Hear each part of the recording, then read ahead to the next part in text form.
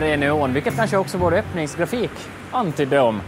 I Neon idag igen fokus på kanske den största förändring som vårt samhälle och vår kultur står inför, nämligen hur internet påverkar i stort sett allt vi gör, oftast till det positiva.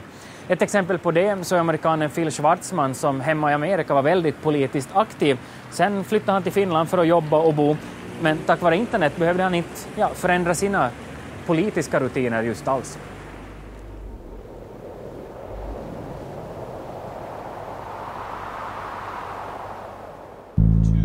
Radio Free Finland. I'm your host Phil, and we are here every Monday night at 2100 hours Finnish time. And today's date is discuss news and current events, politics, culture, immigration in the U.S., Finland, the EU, and the rest of the world. If you want to get live and interactive on tonight's not show, a problem for me. Well, but people like drink alcohol, and they really like alcohol. It's like.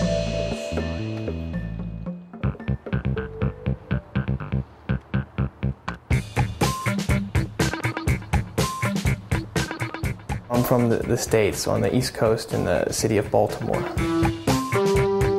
I work for Nokia. Yeah, I do marketing.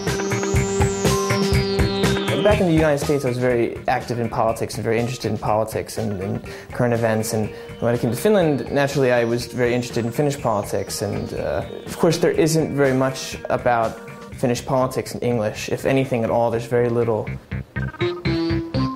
A few years ago, this blog thing got very popular, and that was the hottest thing to, have a blog. So I decided to jump on that bandwagon, and the blog was one of the few places that you could get information and talk about Finnish politics and news and these topics. I have a list of my favorite blogs and other news sources that I read, so I quickly skim through those, and then I get a lot of feedback from my readers. I get emails almost every day from people sending me links to interesting stories, things that they think that would be good for the blog. So those are the two main ways.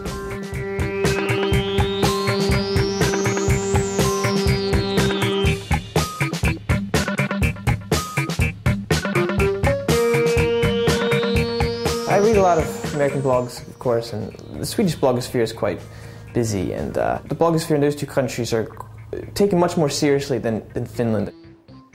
Most Finnish blogs, the popular ones, if you look at some of the top lists of blogs, there are these diaries of people that tell about their day, and I'd like to see people write more about serious topics, but that just doesn't seem to be the trend at the moment. I think Finns are also very trusting in their newspapers and their media and their government compared to Sweden and the US. They believe what they hear, and bloggers are usually kind of pundits that say something different from what the mainstream media.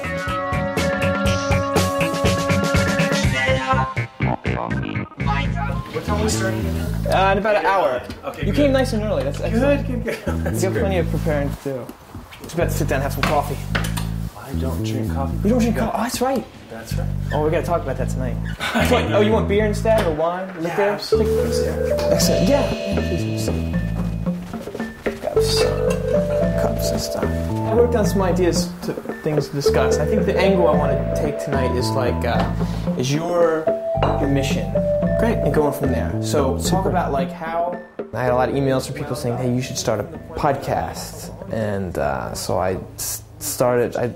Last summer I looked into it and kind of started it for fun, and I had my first episode, I think it was September of last year. Is it okay to talk about these kinds of things? Absolutely. Yeah, okay. And also the thing is that, remember, I was 19 at the time. Back then there was nothing about podcasting. You kind of had to figure out all the technology and stuff by yourself, and I wanted to do it live, like my show's live, so that's usually podcasts are a couple people, the same people every week talking, and they record themselves on a laptop or computer, and then they upload it, and that's very easy to do. Anyone can do that, but to do something live, to have guests, takes a bit more effort. Test.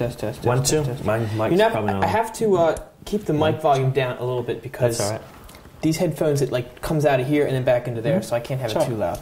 Anyone that has the Skype application and a computer and a headset can listen in. to the live show. It's always every Monday night at 9 o'clock, so people can listen in. And if they have a microphone, then they can take part. And meanwhile, this whole thing is recorded.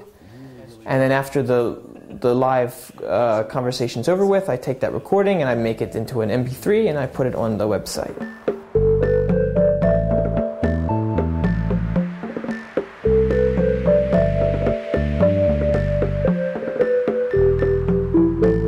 I try to find guests that maybe the normal media wouldn't cover very well, and I find people from all over the political spectrum. So it's not just one-sided.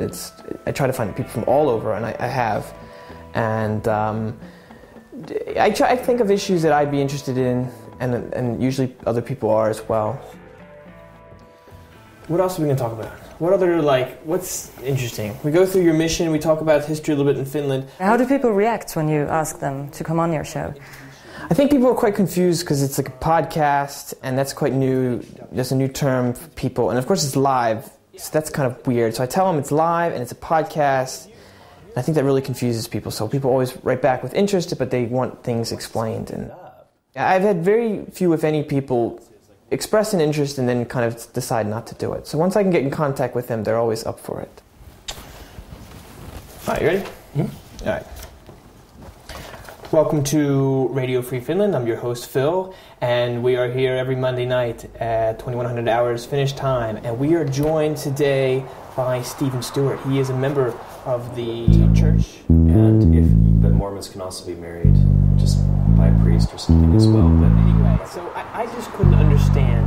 Well, for me, anyone coming to the door, feeling for a lot of Finns to be different from everyone. That was back then. Now it feels a lot different. It's kind of a hobby, and there's really nothing out there now that's available to listen to. I wish someone else would do podcasts about Finnish politics and culture in English, because I'd probably stop doing mine if other people would, because it's a lot of work actually, and if other people would do it, that's great. So there was just nothing out there at the time, so I kind of filled that kind of gap. But so anyway, I was excited to go, but had no idea about the culture or the language. I mean, I had no connections. And so you don't have much choice in where they go. They need people in Finland. Yeah, and you're the man. Well, I just think of myself as someone there to kind of spark the debate and just get people thinking and talking. And would you call yourself a journalist? No, I'm not a journalist. Have standards and have rules, and I can just take images from anywhere on the internet and put it on the site, and I can take music from wherever I want, and I don't. This is something I do for fun. And we'll see you next Monday night at 9 p.m. for our next live show. Good night. Bam. All done. Awesome. Really good. Really, really good. Are you satisfied? Excellent. Nowadays, I think anybody can be a journalist, and the tools are all there. And I guess people would worry that maybe this person would say incorrect things, and it's never as accurate as journalists. And I disagree. People, you gather a name for yourself. If I just started saying really crazy things that were just wrong, and people would quickly stop reading, and that would be the end of it. So the whole world is kind of your fact checker for you. All right, man. Okay. Bye-bye. Take care.